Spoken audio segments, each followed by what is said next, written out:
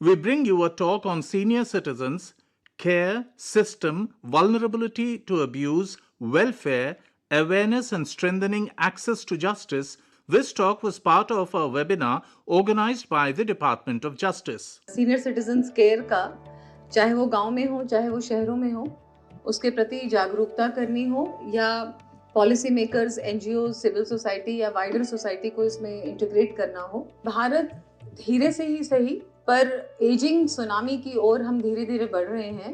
बेहतर मेडिकल सुविधाएं और जो लॉन्जेविटी है उसकी वजह से जो लाइफ एक्सपेक्टेंसी है वो बढ़ रही है और धीरे धीरे ये जो संख्या है ये चिंता का कारण मेरे विचार से नहीं है। यदि हम सही प्रकार के केयर सिस्टम्स, इंस्टीट्यूशनल मैकेनिज्म्स और जो हमारी मल्टीपल पॉलिसीज़ हैं गवर्नमेंट या स्टेट गवर्नमेंट की या सेंट्रल गवर्नमेंट की, उनका क्रियान्वयन सही रूप से करें तो ये चैलेंज नहीं पर बल्कि हमारे लिए कि ये बोन बनकर आ सकता है। हमारी संस्कृति में और हमारे समाज में प्राचीन काल से ही जो एक संयुक्त परिवार, जॉइंट फैमिली सिस्टम रहा है और सीनियर सिटीजन्स के प्रति केयर और रिस्पेक्ट की एक भावना रही है, उसमें कुछ हल्की दरारें या कुछ हल्की स्ट्रेन्स हम ज़रूर देख रहे हैं। और ये जो स्टैटिस्टिक्स आप देख रहे हैं कि जिसमें एक बहुत बड़ा जो 80% लोग हैं वरिष्ठ नागरिक वो ग्रामीण क्षेत्रों में रहते हैं और एक सोच का विषय ये है कि उसमें से एक बहुत बड़ा तबका इलिटरेट है, कम पढ़ा लिखा है और सिर्फ फिजिकल लेबर में ही वो एंगेज रहते हैं। 58% से ज़्यादा महिलाएं जो 60 साल के ऊपर हैं, उनकी जो आर्थिक दशा है या सोशल सपोर्ट है, इमोशनल सपोर्ट है, उसके प्रति ज़्यादा हमें काम करने की आवश्यकता है। ब्रॉडली जो चैलेंजेस वृद्धावस्था अपने साथ लेकर आती है वो भावनात्मक स्तर पर ही नहीं बल्कि शारीरिक और मानसिक स्तर पर भी बहुत ज़्यादा डॉन्टिंग होते हैं।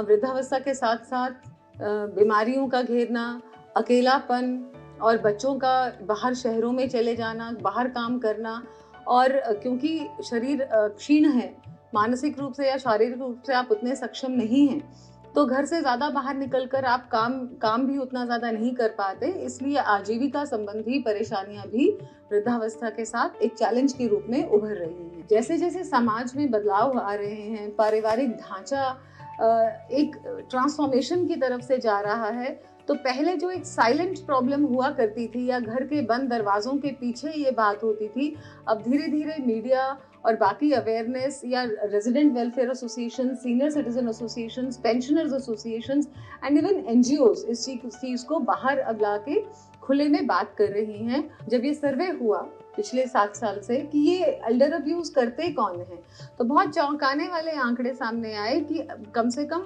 जो सर्वेक्षण ने शो किया पूरे इंडिया में 82% एडल्ट जो उनके बच्चे हैं, सन्स और डॉटर्स, वही इसको और डॉटर इन लॉ जो उनके देखभाल करता है, चाहे वो फॉर्मल देखभाल करता है या इनफॉर्मल देखभाल करता है, जो बेड रिडन लोग हैं वो इसके शिकार पाए गए। जो बेगरी करते हैं काफ़ी सारी वरिष्ठ नागरिक महिलाएं, वो भी सेक्सुअल एक्सप्लॉयटेशन तक का वो शिकार हुई हैं। फाइनेंशियल एक्सप्लॉयटेशन या फाइनेंशियल अब्यूज ज़्यादा चर्चा में रहता है क्योंकि वो प्रॉपर्टी से संबंधित है।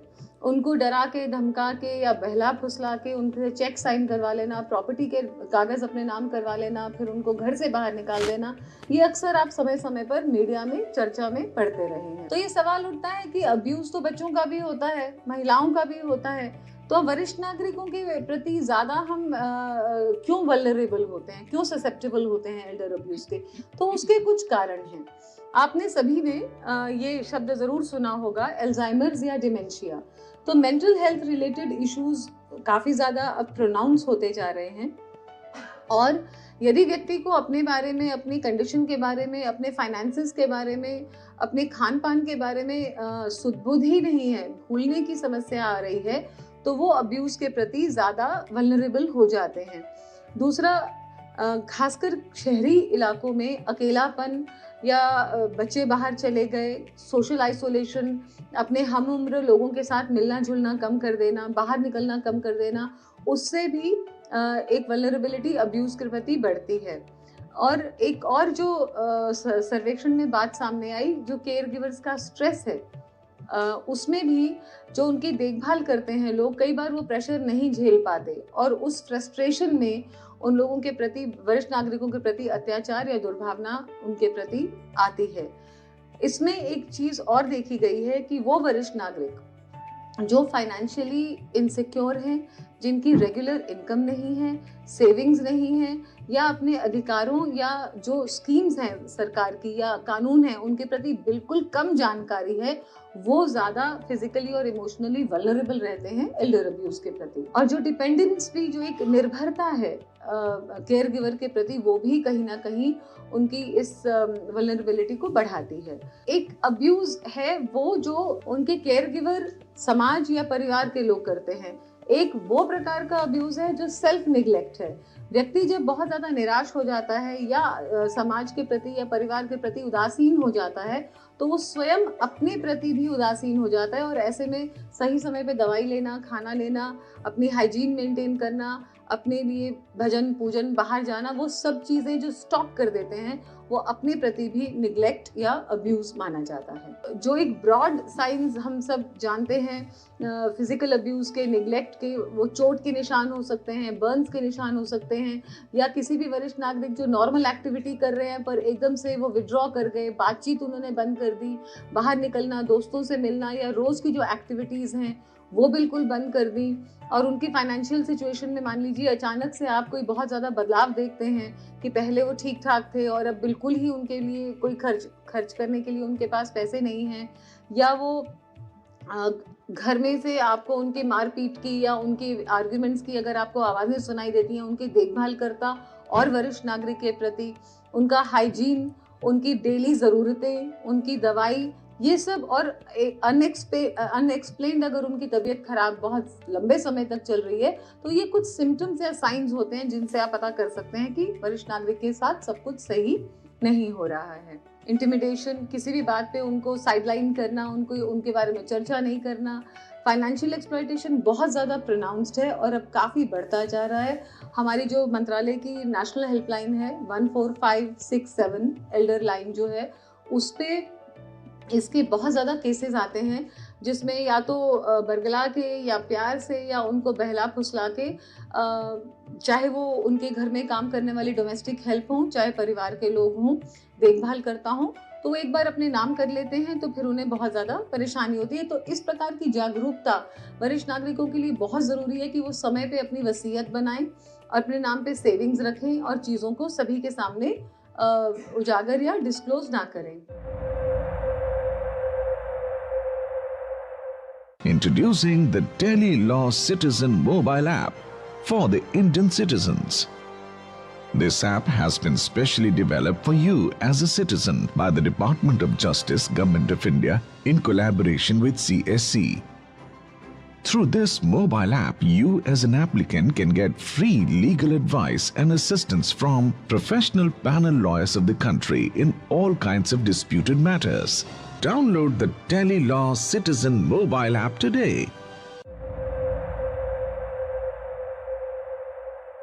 हम किस प्रकार से न्याय उन तक पहुंचाएं, तो ये केवल एक ही वर्ग का दायित्व नहीं है, एक ही वर्ग की रिस्पॉन्सिबिलिटी नहीं है। इसमें मल्टी स्टेक होल्डर पार्टनरशिप की बहुत ज़्यादा ज़रूरत है। मैं 3 लेवल्स आपके सामने ज़रूर बात करना चाहूँगी। एक, first and foremost, senior citizens themselves, स्वयं की जिम्मेदारी लेना। समय पे जब वो 40s में है या 50s में है या अर्ली 60s में है, तो अपनी सेहत की जिम्मेदारी, समय पे खान पान की जिम्मेदारी, अपनी सेविंग्स, बचत, इन सब का ध्यान रखना। सारे पैसे बच्ची की शादी में या घर बनाने में व्यय नहीं कर देना। ये हम लोगों की रिटायरमेंट काउंसलिंग, ये हमारे मेन मुख्य दायित्व हैं। दूसरा, जो उनके लिए काम करते हैं, प्रोफेशनल्स हुए, हेल्थ वर्कर्स हुए या फाइनेंशियल वर्कर्स हुए, उनके लिए जागरूकता प्रसार करना।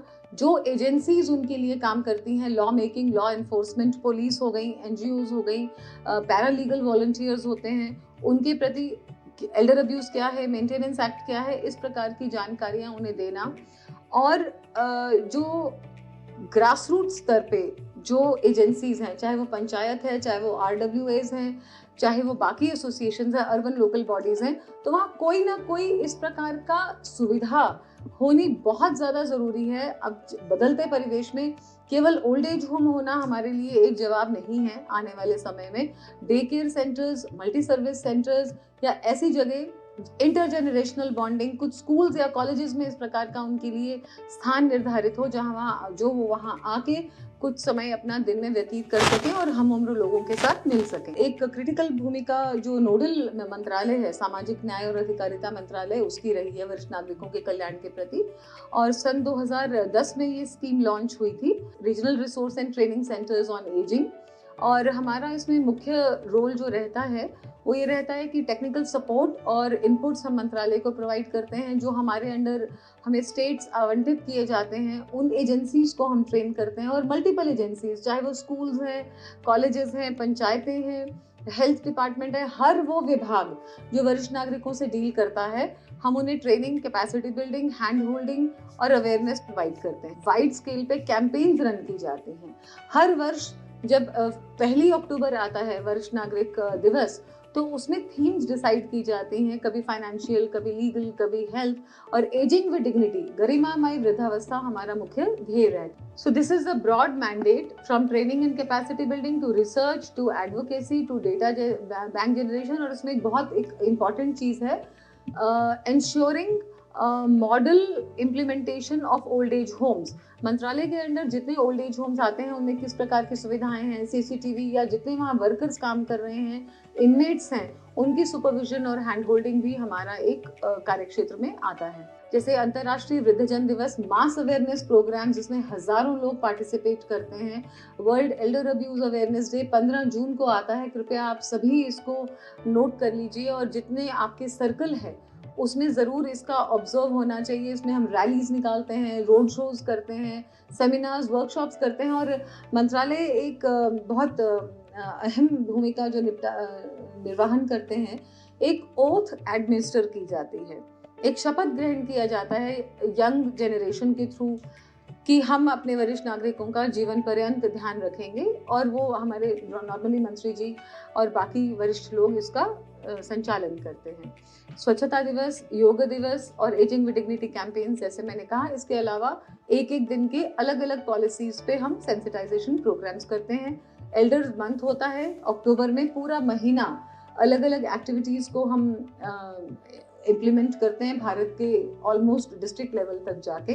इसमें महिलाओं का कार्यक्रम में हम खासकर तवज्जो देते हैं, जो मातृशक्ति कार्यक्रम है सीनियर सिटीजन्स विमेन के ऊपर। एक और जो बहुत इम्पॉर्टेंट चीज़ है, जो अलग अलग जेलों में वरिष्ठ नागरिक 70 साल के, 80 साल के, 90 साल तक के हैं, उनकी किस प्रकार से कंडीशन है, उसके ऊपर भी काम हो रहा है स्टेट सोशल वेलफेयर डिपार्टमेंट और होम डिपार्टमेंट के साथ मिलकर।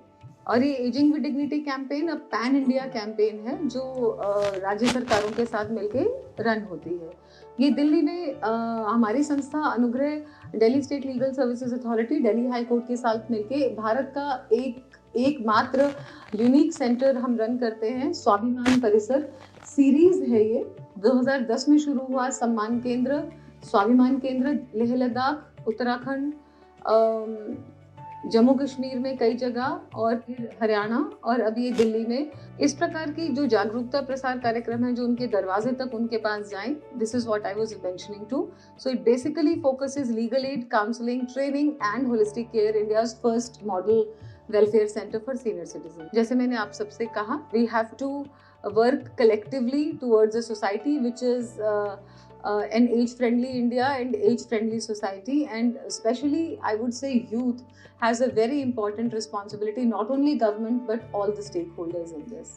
Thank you so much.